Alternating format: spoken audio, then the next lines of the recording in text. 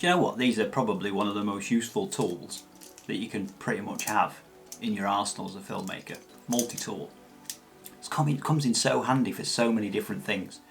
It's just, I must use this more than anything else that I probably, other than the camera and lenses and microphone obviously, I must use this more than anything else really. It comes in handy for so much stuff.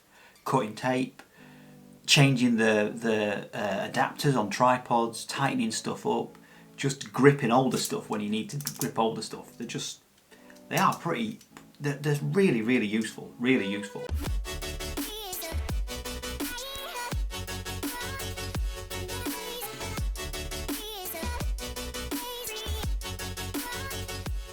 What's happening, guys? Dan Debenham here. Today we've been doing a bit of a lighting theme over the last couple of videos. This video and the last one are a little bit lighting themed. I'll stick a card up I think it's up here actually. I'll stick a card up above me to the last video, which is After Effects, which is 3D volumetric lighting. So that's adding some atmosphere to your lighting after the fact if it's not got atmosphere to it.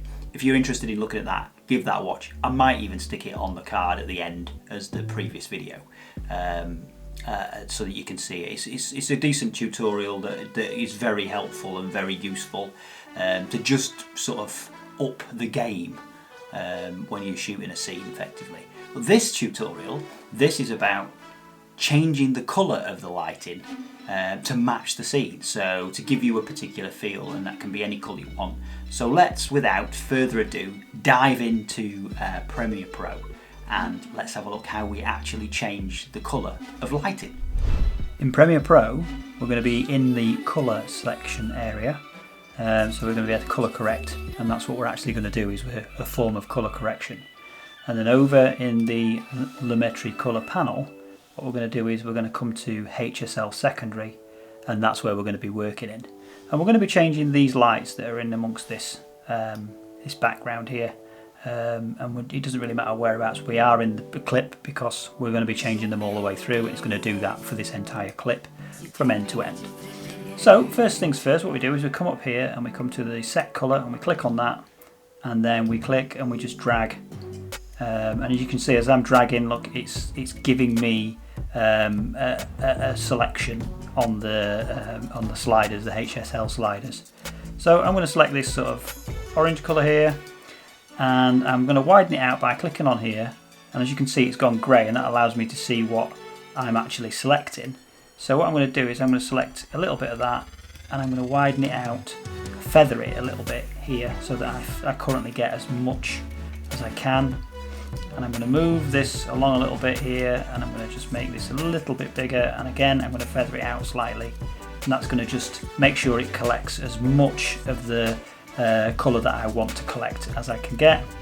I'm going to bring it out here again, and I'm just going to bring it into the greens a little bit, just to give it that little bit more of a coverage, and make sure that all these lights and all these areas here are covered a little bit. I'm going to bring the blur up a little bit just to give it a little bit more of a blur, just so it sort of combats any harsh lines or anything that we're going to get in there. And then from here we go down to the correction part, and we just click on a colour. And wherever you want to click, it will basically change that colour into that. And from there what we can do is we can then start to denoise these, and we can just bring that up a little bit more. So we'll fetch that up a tiny bit more, try and get a bit more of that in. We can add the plus pip tool here, so we can add these in, and that just brings in the bits that we've missed. And now we've selected basically everything in that area that is that colour. You can see on his face it's also selected the extra colours, so it's now casting that purple rather than casting like that orangey sort of warm colour. And if we go to green, again it casts the green, and if we go to pink, it casts the pink. So we can just keep going around basically, and we can say, actually, do you know what, let's have these as an entirely different colour.